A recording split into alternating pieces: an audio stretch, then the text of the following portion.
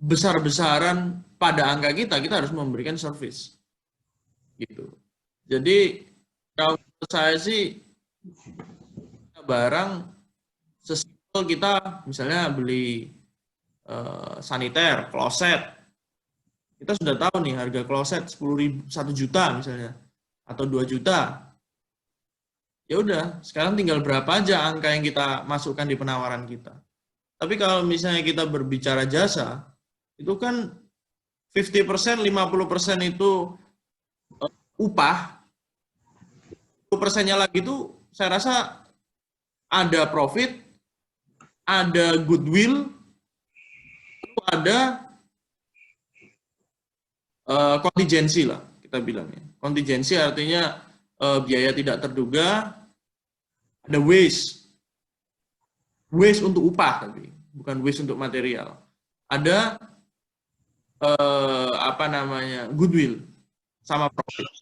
Ini komposisinya berbeda-beda gitu.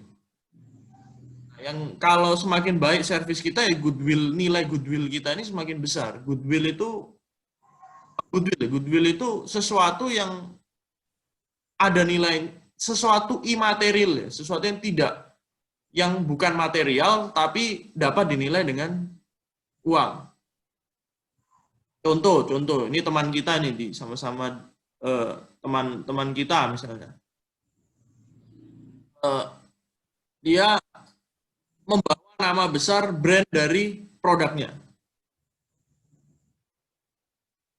apapun nama brandnya, itu lalu dia bisa charge harganya sedikit lebih tinggi daripada harga pasar. Nah, itu ada elemen goodwill-nya. Jadi, at the end of the day ya, kalau misalnya kita tidak mau di-charge dengan harga pasar, sesuai harga pasar, karena harga pasar itu harga ancur-ancuran ya. Nah, kita harus meningkatkan servis kita. Kalau kita berbicara dalam sudut konstruksi, apa itu, bagaimana cara meningkatkan servis kita? Ya, kita harus, kalau saya sih, kontraktor saya itu bukan kontraktor yang ikut tender doang gitu. Kontraktor itu harus bisa mengikuti atau menservis owner itu dari awal, dari tahap perencanaan, bahkan dari tahap perkenalan mungkin. Dari tahap perkenalan, perencanaannya apa? Ya, saya design and build contractor, jadi saya juga melakukan desain, lalu saya melakukan perencanaan 2D, 3D, lalu pada saat kita membuat apa namanya spesifikasi dari suatu proyek, kita juga detailkan satu demi satu, elemen demi elemen gitu di dalam perencanaan sebuah proyek. Lalu bagaimana orang itu dipaksa untuk berpikir kritis dan kreatif. Nah, ini mungkin sedikit tantangan bagi seseorang. Kalau saya ini kan basicnya engineer, tapi running business, I'm running a business gitu. Jadi di mana satu hal, saya ini by nature, alami saya, itu berpikir sebagai seorang engineer. Terstruktur dan sistematis. Tapi sesuatu yang terstruktur dan sistematis itu memang agak sedikit bertolak belakang, ya nggak entirely ya, nggak seluruhnya, tapi sedikit bertolak belakang yang namanya kreativitas. Karena kreativitas itu menuntut kita untuk bisa berpikir out of the box, ya kan? Tapi ya ini perjalanan sebagai seorang pengusaha. Kita semua di sini at least mau belajar menjadi seorang pengusaha. Kenapa kok dikatakan pengusaha? Pengusaha itu harus juga mempunyai namanya jam terbang atau experience. Nah, tahun pertama we are still purely engineer, gitu. Berpikir sebagai seorang engineer. Tapi as we go along ya, selama kita berjalan, ternyata kita di tengah jalan bertemu banyak orang, kita merubah pola pikir. Jadi berpikir kreatif ya, satu, kita harus mengenal industri kita. Kembali lagi ke by experience. Do you know your industry? What industry you are in? Gitu kan. Di industri mana? Karena kita berbicara antara satu industri dengan industri yang lain berbeda. Habis itu yang kedua ya,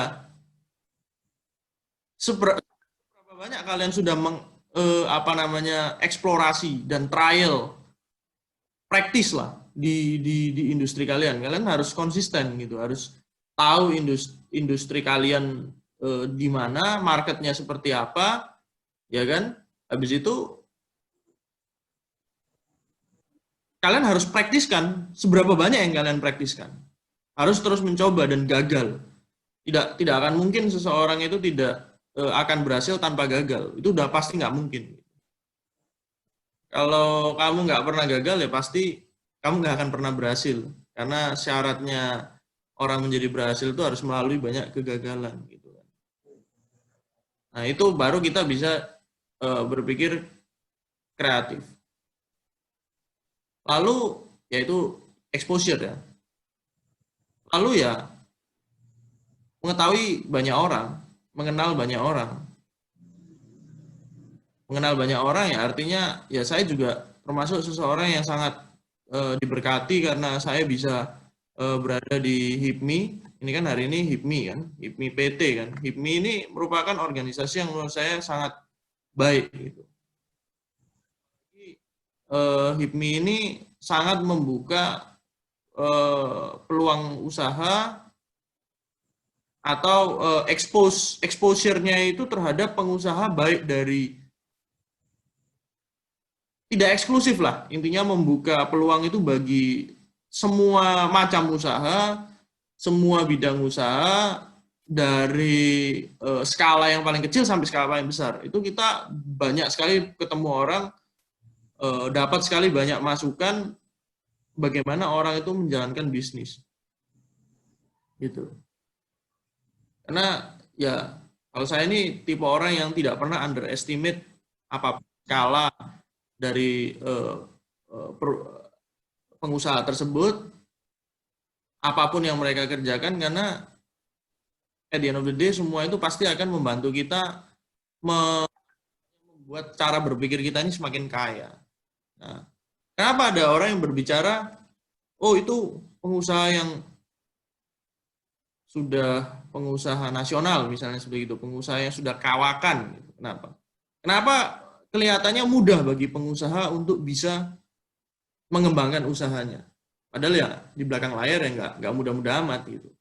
Tapi setelah saya pikir-pikir dan setelah saya jalankan, itu memang semakin banyak kita terekspos, semakin banyak kita mengenal banyak bisnis, itu semakin mudah bagi kita untuk menghubungkan, itu mengintegrasikan antara satu bisnis satu dengan bisnis yang lain. Contohnya ya, awalnya saya membuka usaha itu sebagai seorang general kontraktor. Ini saya buka usaha ini bukan dari orang tua, ini usaha saya personal, usaha saya pribadi gitu kan. Jadi kita buka usaha ini buat benar-benar dari from scratch gitu, from zero gitu. Ya berbekal keberanian, teman, kita jalan aja gitu kan. Lalu stuck, ya namanya juga perusahaan baru. Bagaimana kita bisa langsung, kalau misalnya kalian jual makanan ya, bisnis F&B ya, orang transaksi beli makan, beli minum, mungkin under 100.000 atau mungkin di atas 100.000 ya. Kalau saya, bagaimana saya sebagai seorang player baru di dunia konstruksi, menawarkan jasa saya, ya kan, nggak punya reputasi, harus secure kontrak ratusan juta, miliaran sekali. Untuk tahap convincing-nya, meyakinkan owner itu berapa lama? Tapi ya kita military aja, military disiplin. disiplin militer gitu kan, jalanin aja tiap hari. Sampai suatu waktu saya berpikir, oke gini aja, gimana kalau misalnya kita menambah adding value kita. Nah ini bagaimana supaya kita bisa meningkatkan nilai tambah di service kita ya, nambah service gitu, adding value-nya ditambah. Saya berpikir saya ingin membuat suatu platform, ini saya progresi ini manajemen konstruksi di perusahaan konstruksi saya. Apabila orang itu tidak bisa secure kontrak konstruksi sama saya, at least dia bisa melihat bahwa perusahaan saya dikelola dengan sistem yang baik. Jadi saya awalnya sih iseng aja buat aja. Kita invest buat platform manajemen konstruksi. Jadi saya instead of nawarin ke klien itu bagaimana saya bisa membangun bangunan mereka, tapi saya menawarkan bahwa saya akan memanage bangunan Anda dengan platform saya yang mempunyai spesifikasi sebagai berikut, yang mempunyai kemampuan sebagai berikut, fiturnya sebagai berikut. Ya kita lihat, does the owner buy that idea apa enggak? Apakah owner tersebut meyakini bahwa apa yang saya manage itu masuk akal apa enggak? Gitu. Sesuai enggak? Kalau dia bilang sesuai, berarti meningkatkan probabilitas saya untuk bisa memanage project-nya secara real, bukan hanya menyiapkan platform. Ya oke, sekarang lalu saya buatlah platform progresi ini. Jadi saya kemana-mana sekarang jualannya bisa dua hal gitu. Nah, ini salah satu part yang berpikir kreatif gitu. Menurut saya merasa ini efektif gitu. Nah kembali lagi nih, kenapa kok pengusaha itu mudah untuk ya sebetulnya bisnis ini kan cuma seni untuk mengintegrasikan antara satu hal dengan hal yang lain untuk bisa membentuk suatu penawaran yang one stop solution gitu. Jadi kalau kalian jual F&B, bukan misalnya kalian jual nasi goreng nih, ya kalian nggak cuma jual nasi goreng. Saya menyediakan nasi goreng beserta minumnya, beserta tempat pokoknya gitu kan, yang nyaman, ada AC-nya, ada internetnya, one stop service. Gimana kalau saya nggak mempunyai modal untuk menyiapkan semua hal? Nah itu namanya kita berhipmi di sini itu berkolaborasi. Ya. Semua saling menguntungkan. Bagaimana caranya kita membuat suatu cost structure lah, efisien mungkin sehingga harganya tetap sama di market, tapi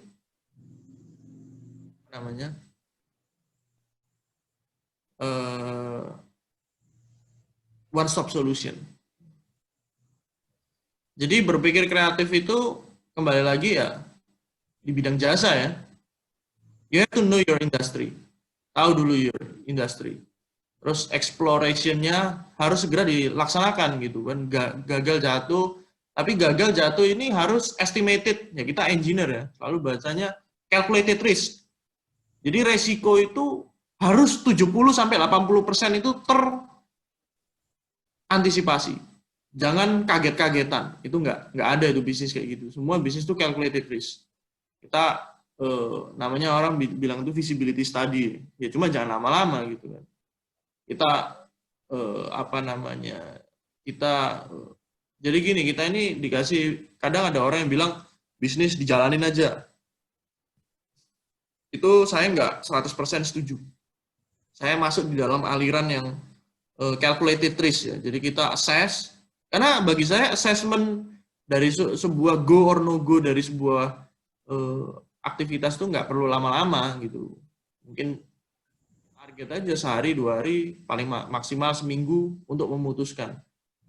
Suatu keputusan itu bisa melalui Feasibility study, ya bahasa kerennya feasibility study ya, tapi kan kalau kita skalanya personal bisa feasibility studian gitu istilahnya, buat assessment sendiri. Yang kedua juga bisa tanya senior yang sudah ngejalanin dan berhasil, tanya pendapatnya, biar dia kasih masukan. Jangan cuma satu, bila perlu 5-10 orang, tanya aja semuanya. Itu gunanya kita berkomunitas, jadi kita menjalankan usaha itu nggak sendirian. Lalu tambahkan adding value gitu. Saya pernah, jadi gini, kita berbisnis ya, kita jangan pernah underestimate apapun peran dari orang lain atau orang yang mengerjakan bisnis yang kurang lebih walaupun nggak 100% serupa, misalnya 50% serupa, itu kita bilang mereka at some point di suatu waktu kita pasti akan memerlukan mereka. Percaya apa enggak? Saya juga punya banyak pengalaman pribadi mengenai itu. Misalnya saya ketemu orang, dia ini kerjaannya itu asuransi, nggak ada hubungannya sama sekali sama bisnis saya, konstruksi. Terus dia ini udah lama gitu, selang 6 bulan, lalu ketemu saya lagi cerita, dia sekarang bisnis properti.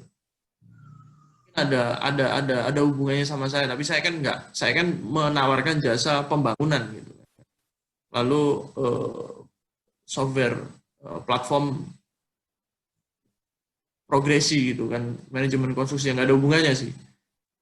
Tapi dia ini terus konsisten mengingatkan saya dia jual properti apa, ya kayak broker gitu kan. Tadinya saya mikir setiap kali ngelihat 1, 2, 3 kali saya masih perhatikan gitu. Sebelum saya buka, udah saya hapus duluan gitu. Usah.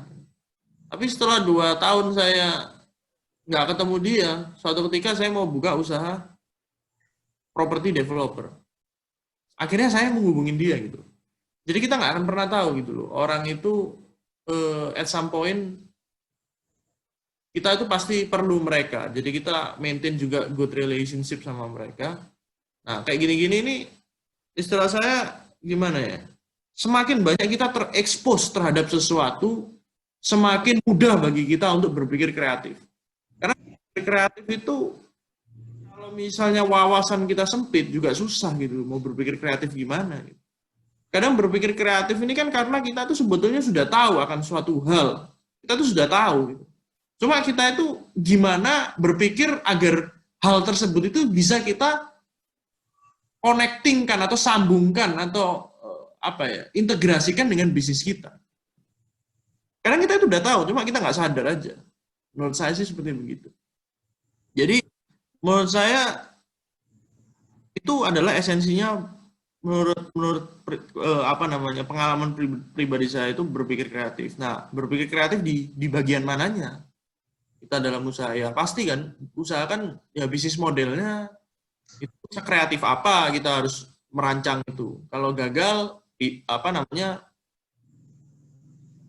gagal lakukan lagi, gagal perbaiki lagi gitu kan. Lalu revenue stream-nya ya kan terus diperbaiki gitu, revenue stream-nya. Terus cost structure-nya gitu kan. Kalau kita sudah tahu revenue stream, sudah tahu cost structure kan berarti profitability-nya sudah tahu. Ya itu aja udah. Ya kan? Kalau sudah berbicara cost structure berarti marketingnya, resources-nya seperti apa. Itu elemen-elemen itu semua harus di breakdown dari awal gitu kan, kira-kira seperti apa. Ya kita jalan, error, jatuh, cepat ganti yang lain. Jangan sebetulnya ya harus disiplin, intens gitu. Lalu gimana caranya bisa mempunyai wawasan yang luas? Ya harus banyak berteman, harus banyak baca, harus banyak bergaul, harus banyak bergaul pada orang yang tepat. Gitu kan. Harus suka baca lah menurut saya. Ikuti berita-berita terkini, ikutin jurnal-jurnal gitu kan. Harus mempunyai keinginan, rasa ingin tahu dan rasa belajar yang tinggi. Itu menurut saya sangat. Saya terus terang dulu kalau bicara waktu masih SMA, waktu masih itu, kalau SMA saya sih sudah rajin ya. Cuma saya itu enggak, kalau saya bandingkan dengan yang lain, saya melihat diri saya ini cuma modalnya keingintahuan dan disiplin itu aja. Kalau pinter banyak yang pinter. Maksudnya saya berbicara orang pinter itu literally benar-benar genius gitu. Art, sangat-sangat hebat, talented gitu ya. Kalau saya bukan salah satu golongan yang sekali belajar atau sekali lihat itu bisa ngambil kesimpulan dan mempunyai gambaran apa langkah yang akan dilakukan ke depan. Bukan, saya ini termasuk orang yang disiplin. Jadi saya harus melakukan sesuatu aksi yang sama 10 kali mungkin bisa mengambil kesimpulan. Tapi saya mau melakukan 10 kali. Kalau harus 100 kali, nggak apa-apa. Nah itu dari situ akhirnya muncul ide-ide segala macam. Kadang kita ini baru menjalankan trial ke-6, ke-7, udah ketemu orang, siapa, ngasih kita masukan gitu. Jadi you will never know lah. You do what you gotta do. Gitu. Bahasa Indonesianya ya kamu harus melakukan apa yang harus kamu lakukan gitu. Kamu harus menderita melakukan 100 kali, ya lakukan 100 kali. Nanti di 101 kamu akan mendapatkan hasilnya gitu. You will never know lah. Gitu. Itu yang menurut saya. Ya, kurang lebih konsepnya demikian. Mungkin dari teman-teman ada yang mau ditanyakan supaya lebih interaktif nih. Kalau nggak gitu cuma one way anu saya apa namanya cuma komunikasi satu arah gitu. Boleh, siapa? Mbak Kiki atau mungkin dari teman-teman ada pertanyaan-pertanyaan. Silakan ayo.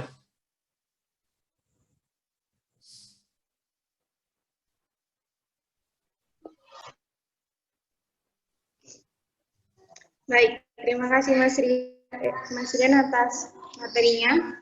Ya. Mungkin dari teman-teman ada yang mau tanya, saya silakan.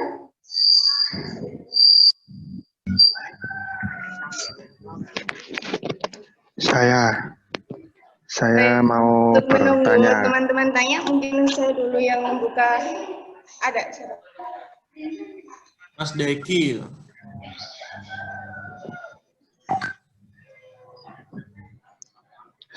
Saya mau bertanya Kak Rian.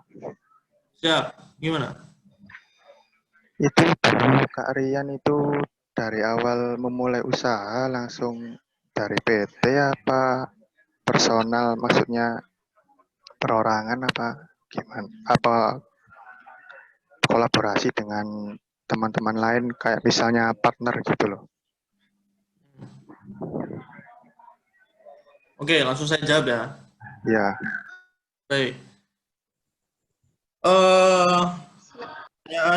Jawabannya adalah ya, awalnya berpartner dan saya membuka PT gitu. Ya sebenarnya nggak masalah sih kalau mau jalanin personal dulu, mau jalanin. Tapi kalau saya sih filosofinya gini, saya ini mau membangun jadi gini, sebuah perusahaan konstruksi itu yang dinilai satu pasti adalah citra. Ini perusahaan, karena kan fenomena yang terjadi di Indonesia ini banyak sekali ya perusahaan industri konstruksi ini merupakan industri yang sangat tradisional dan sangat susah untuk berkembang gitu. Ini bukan hanya di Indonesia sih, fenomena di global. Gitu. Ya. Jadi sebuah permasalahan yang paling utama adalah bagaimana kita bisa pandang owner bisa memilih kontraktor yang baik. Gitu. Intinya supply sama demand. Permintaan pekerjaan itu pasti lebih sedikit daripada supply-nya, daripada jumlah kontraktor. Sekarang bagaimana supaya kita ini dari perusahaan yang baru tumbuh, baru muncul ke permukaan, bisa menjadi perusahaan yang bisa memenangkan kepercayaan dari owner. Kita buat PT, nggak tanggung-tanggung. klasifikasi PT konstruksi ada 7 klasifikasi dari K1 sampai B2 kalau nggak salah. Ya, itu ada faktor-faktor kecukupan modal. Ya dilihat kita punya modal berapa ya masukin se se se sebanyak-banyaknya, setinggi-tingginya klasifikasinya.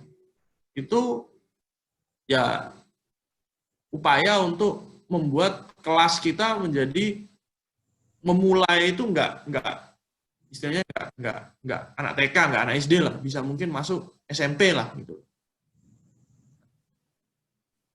Sertifikasi kita sertifikasikan, lengkapi semua kebutuhan namanya legalitas itu selengkap-lengkapnya. Resources bersertifikat, sumber daya manusia bersertifikat, cari orang bersumber daya bersertifikat sebanyak-banyaknya. Nah, ini kedengarannya bahwa kita harus menyiapkan semua. Tapi yang saya mau tekankan adalah bukan modal, bukan siapkan, bukan. Tapi persiapkanlah yang the best you can do, yang paling baik. Yaitu pasti antara satu orang dengan orang yang lain pasti berbeda. Saya dengan orang yang mempunyai modal dan peralatan dan dukungan logistik yang lebih banyak, pasti pun saya juga pasti kalah gitu. Tapi whatever you can do, just do it gitu. Apa yang kamu bisa lakukan ya kamu lakukan gitu. Itu untuk upaya untuk meyakinkan owner seberapa bonafit atau seberapa capable kita. Walaupun kita ini sebetulnya nol, masih belum gitu. Gandeng partner siapa kerja sama kalian untuk meningkatkan kredibilitas. Sekarang kalian mau dapetin proyek 10 miliar misalnya. Modal kalian 1 miliar misalnya atau 2 miliar.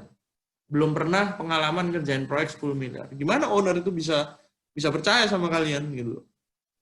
Gandeng teman atau orang yang sudah nggak apa-apa, share profit. Gitu. Profit sharing, bisnis yang penting jalan awal gitu kan. Pertama itu pasti kalau saya itu bahasanya bahasa rakyatnya ya.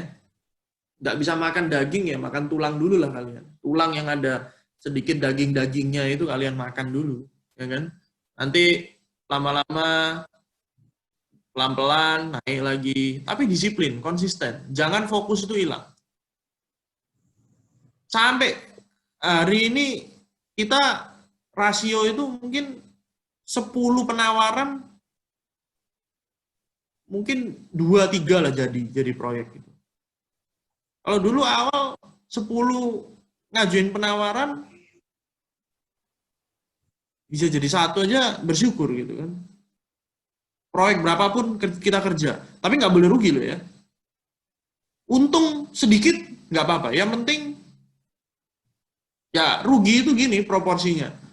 10 proyek kalian menang, rugi 2, 3, hilang modal, rugi, oke lah boleh. Tapi nggak boleh terus rugi sampai kalian punya hutang ke supplier kemana. Wah itu berarti kalian bukan engineer. Kalau sebagai seorang engineer itu semua ada perencanaan, calculated risk gitu. Engineer itu kan merencanakan bagaimana pembangunan itu bisa berjalan dengan lancar. Tapi kalau kalian ngasal, nggak tahu bisnisnya gimana, langsung jalan, itu pasti kalian bukan engineer, nggak cocok kalian kerja di konstruksi. Gitu kan. Tapi ya kayak gitulah. Istilahnya harus berpartner awalnya. Diestimasi bisnisnya seperti gimana ya jalan gitu loh. Nggak boleh rugi. Awal istilahnya kalian baru belajar main tinju gitu terus habis itu cari musuh yang langsung petinju kelas berat kalian dihantam langsung KO, knock out. Nggak bisa bangun lagi, kapok berusaha. Nggak boleh kayak gitu. Tetap harus calculated risk. Ya, kurang lebih demikian. Coba ada pertanyaan lagi nggak?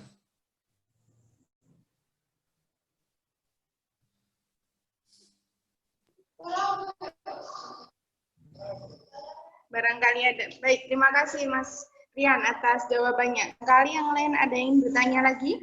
Saya silakan.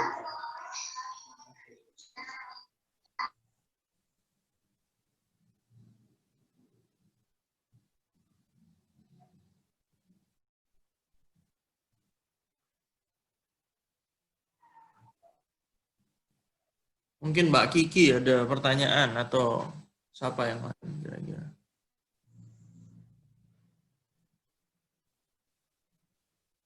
Masih di mute, Mbak?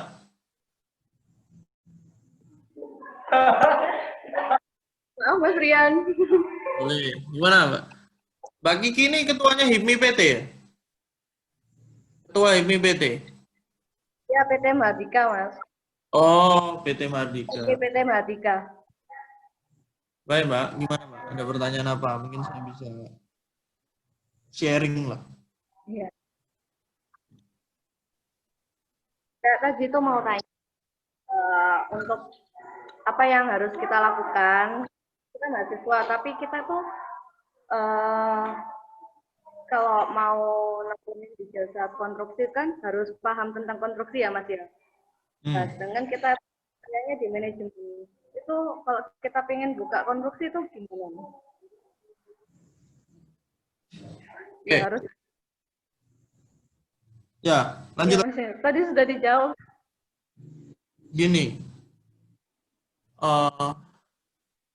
saya kasih gambaran ya. The nature of construction industry.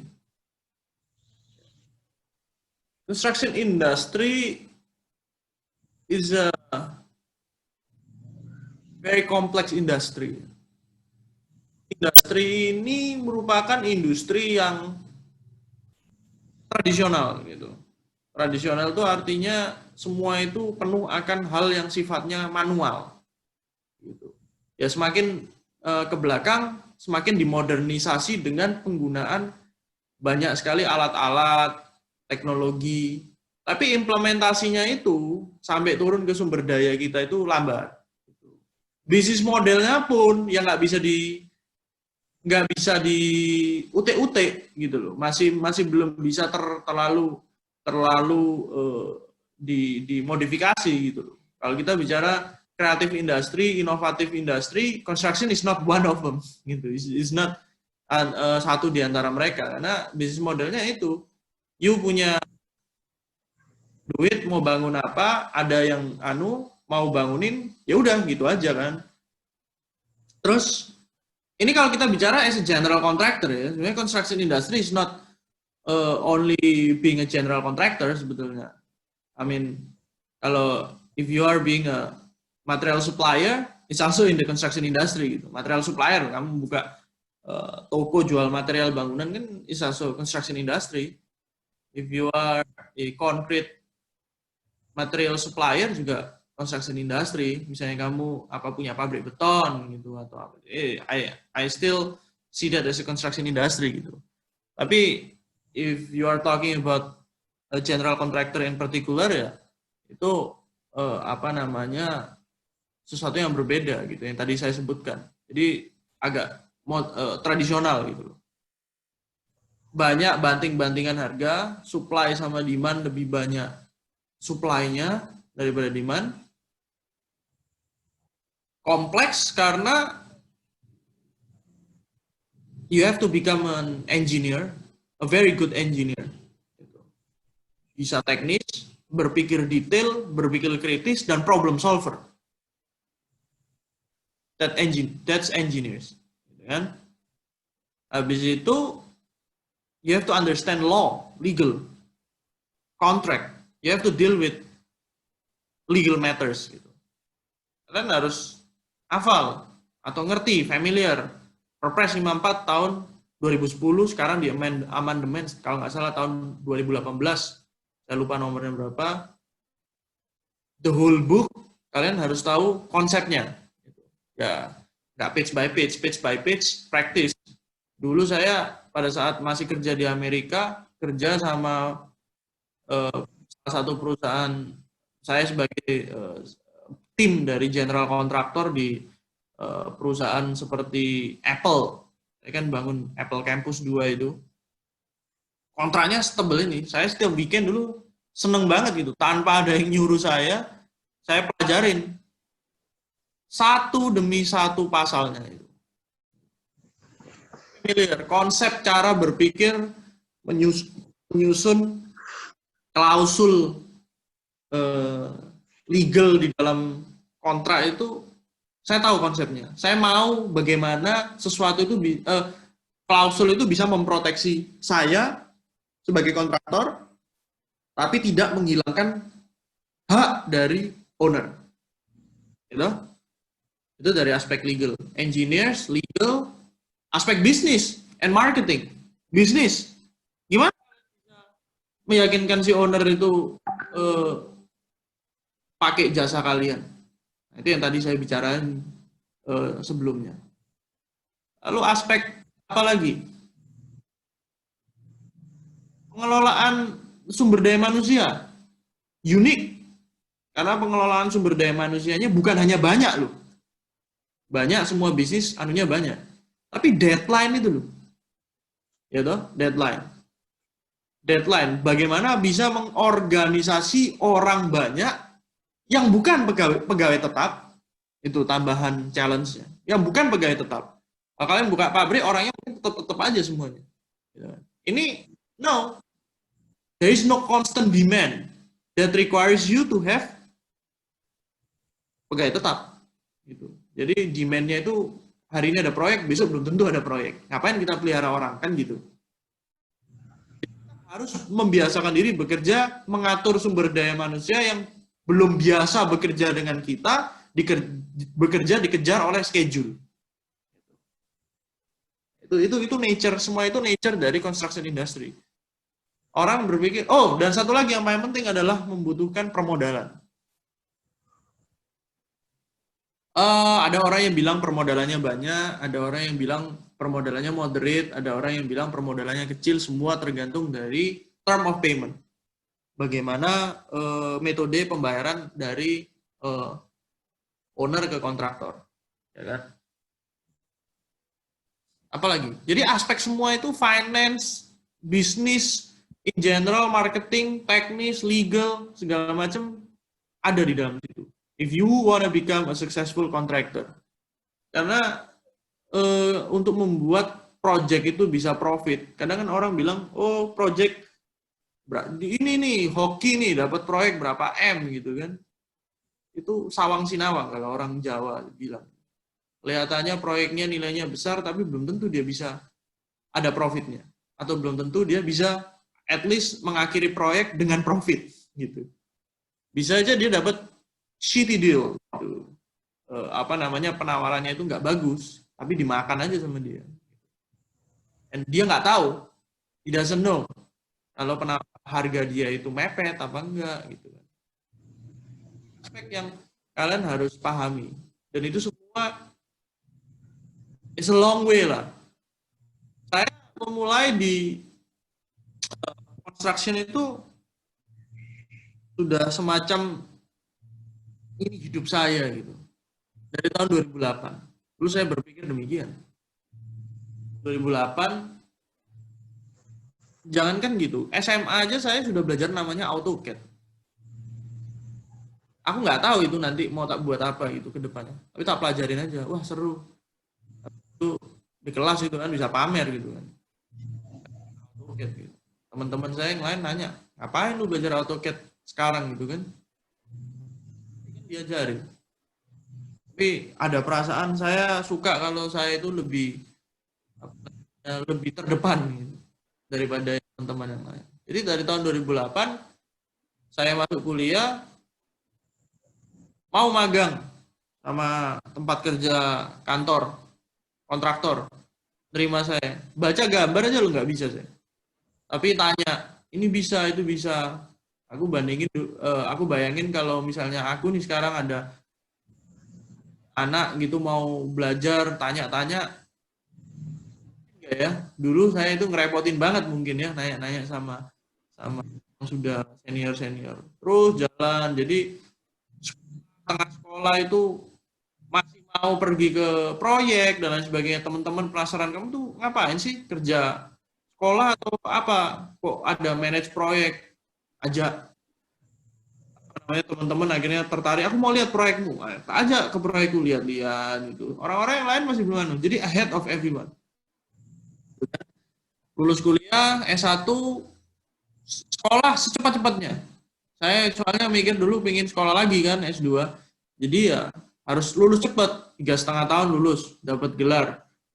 Masih punya 5 tahun kerja juga, full time, kerja, nunggu keberangkatan, berangkat sekolah, di luar negeri 9 bulan lulus. Master, nggak pakai thesis ya. Di situ setelah 9 bulan saya dipaksa untuk cari kerja. Dulu kan saya di Amerika ya, kerja di Amerika. Dipaksa 9 bulan harus bisa, setelah lulus itu harus dapat kerjaan. Karena kalau nggak gitu 3 bulan didepak kita dari gitu. Itu memang peraturannya seperti begitu gitu. 3 bulan nggak dapat kerja harus pulang. Berarti kan saya itu selama masa studi saya harus ketemu tempat kerjaan gitu kan. Cari interview berapa perusahaan itu. 60 perusahaan dapat 3 offer. 3 penawaran. Terus kerja di Amerika berapa tahun? 3,5 tahun lah, balik ke Indonesia. Pemprov DKI. Kerja di infrastruktur juga, konstruksi, nggak jauh-jauh gitu. Terus buka usaha. Ya kan, di Indonesia. Jadi kalau bicara construction sama saya sudah mulai dari tahun 2008. Exposure. Nah, itu pertanyaan Mbak Kiki, apakah bisa? Saya ini orang yang basicnya manajemen, bekerja construction. Ya bisa. Sebetulnya bisa-bisa aja. Pertanyaannya cuma satu. Are you willing to learn what I learn and how I learn? Mau nggak kamu belajar dan melalui apa yang sudah saya lalui? Prosesnya panjang. Bisa dipersingkat. If you focus. Kalau kamu fokus, bisa. Gitu. Tapi you have to know the industry dulu. Industrinya seperti begini, konsekuensinya seperti begini, ya kalian harus bisa terima.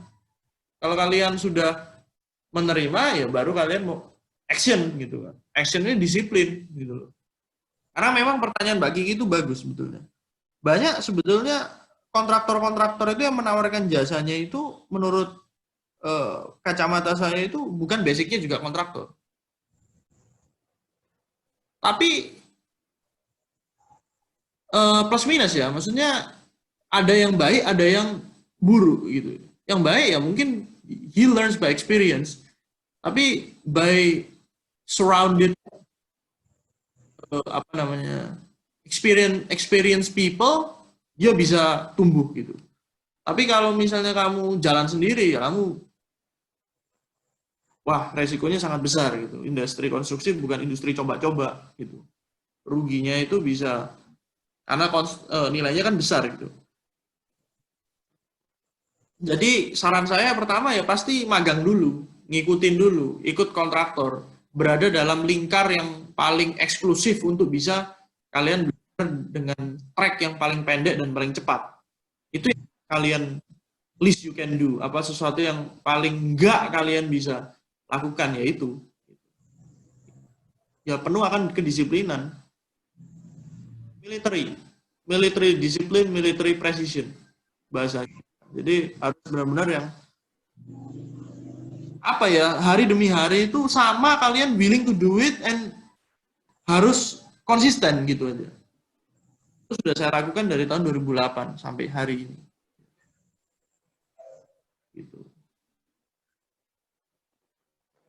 Gitu, Mbak Kiki.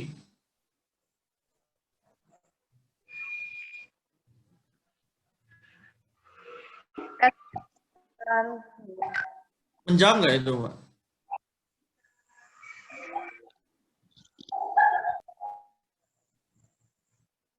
Coba ada lagi nggak pertanyaannya?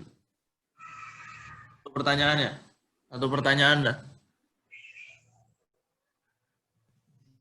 Baik, untuk penutup ya Mas Ian, pertanyaannya adalah, kalau di bidang konstruksi itu cara pemasarannya bagaimana Mas? Apakah dari mulut atau memakai media sosial atau bagaimana Mas?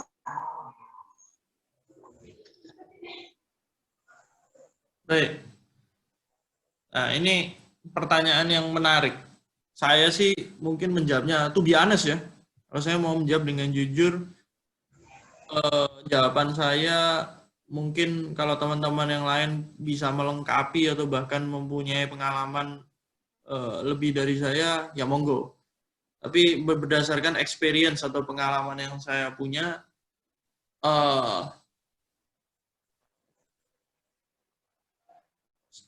sorry to say, industri konstruksi bukan merupakan industri yang semua orang itu bisa aware gitu ya. Eksklusif, saya bilang gitu. Sosial media, digital marketing, whatever, itu saya nggak tahu. Mungkin bisa, but it's still not proven yet. Kalau saya lihat dari sekarang, karena kan kita mulai berbicara digital marketing itu kan baru berapa tahun terakhir sih? Mungkin 5-10 tahun terakhir. Tapi apa yang saya lihat 5-10 tahun terakhir ini kan juga naiknya gradual gitu.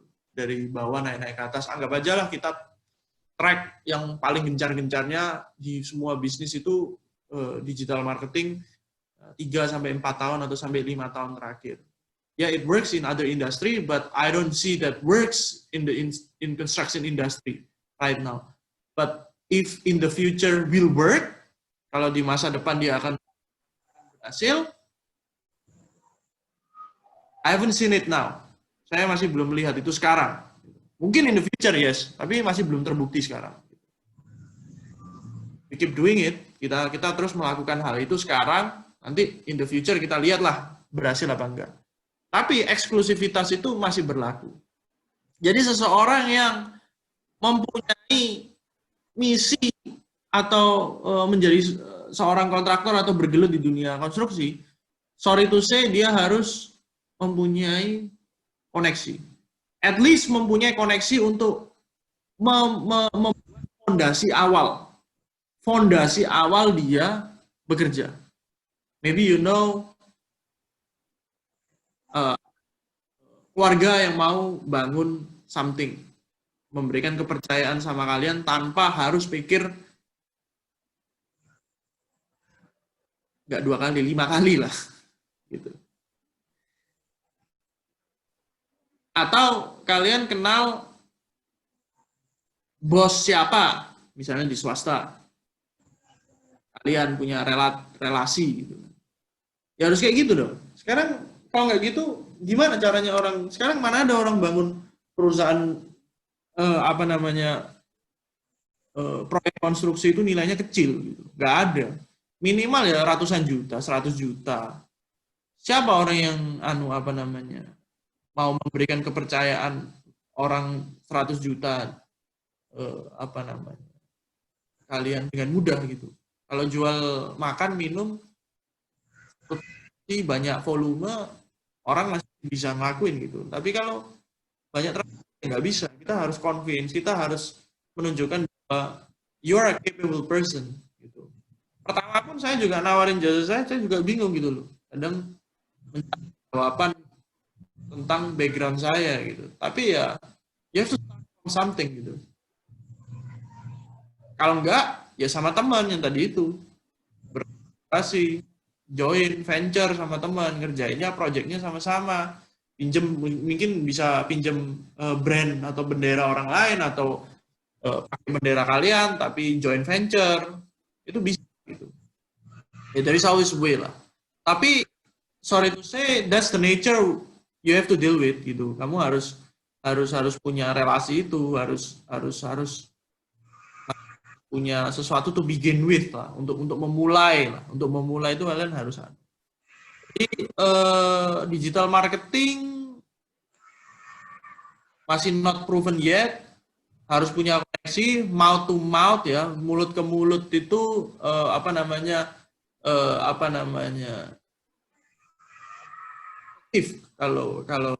kalau saya referensi dari seseorang. Jadi gimana caranya untuk bisa membuat orang lain tuh tahu kalian berbisnis di dunia konstruksi dan kalian capable?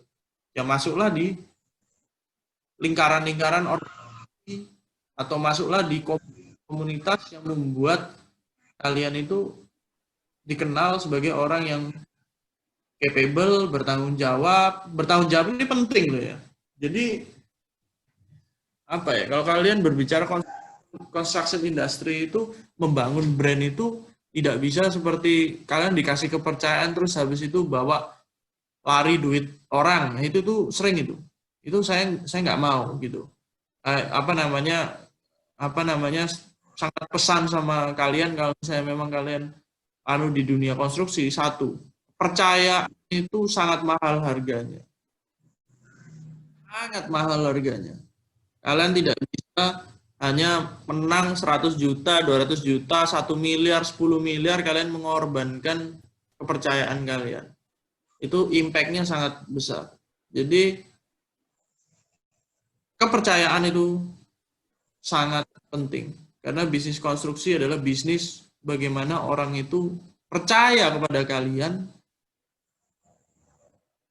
Kalian diberi tanggung jawab untuk dapat menyelesaikan suatu pekerjaan. Sakit ngerjain proyek, pasti yang selalu dirugikan kontraktor. Mau nggak mau sudah kontraktor. Kalau kalian nggak mau sakit sebagai kontraktor, ya kalian harus punya produk. Jangan cuma jasa doang. Kalau kalian punya produk, kamu bangun punya handphone pabrik Apple, ya kamu pasti punya nilai tawar, gitu, punya produk. Tapi kalau cuma jasa ya pasti kamu pasti akan sakit gitu. Kalau misalnya sesuatu terjadi, kita nggak berharap ya tapi bagaimanapun keadaannya, you know your risk, kamu sudah tahu resiko kamu, ya you have to live with it. Kamu harus sudah menerima gitu loh.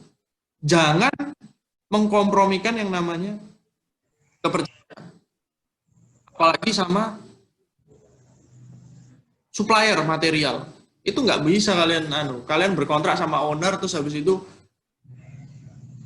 supplier kita nggak bayar gitu misalnya. Nah, itu cacat itu. Kalian seumur hidup nanti mau kerja sama siapapun nggak akan pernah bisa. Ini sangat sesuatu yang harus ditekankan.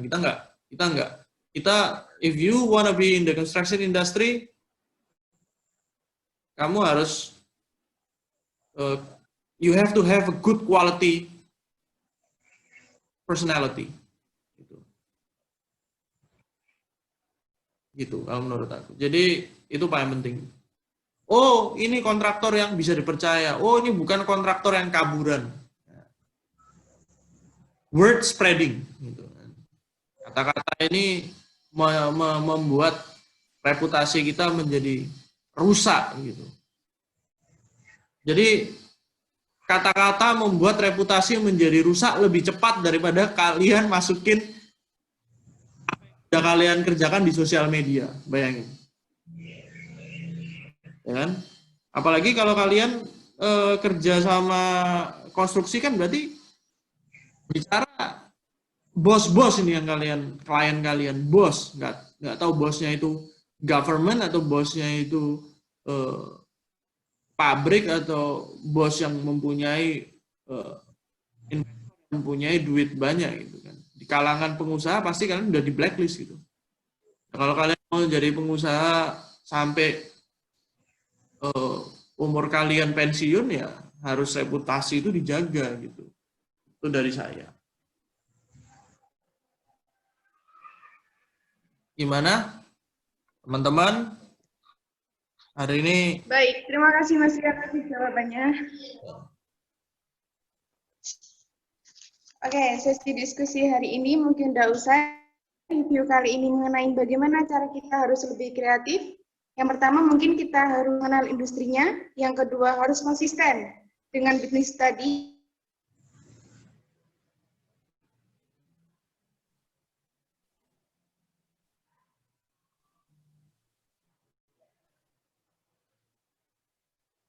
Suaranya hilang ya? Bu moderator suaranya hilang.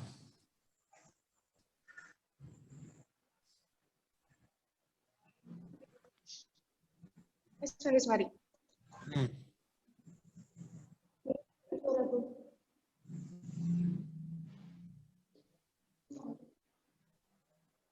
Untuk teman-teman boleh di-on dulu sebentar kameranya untuk dokumentasi.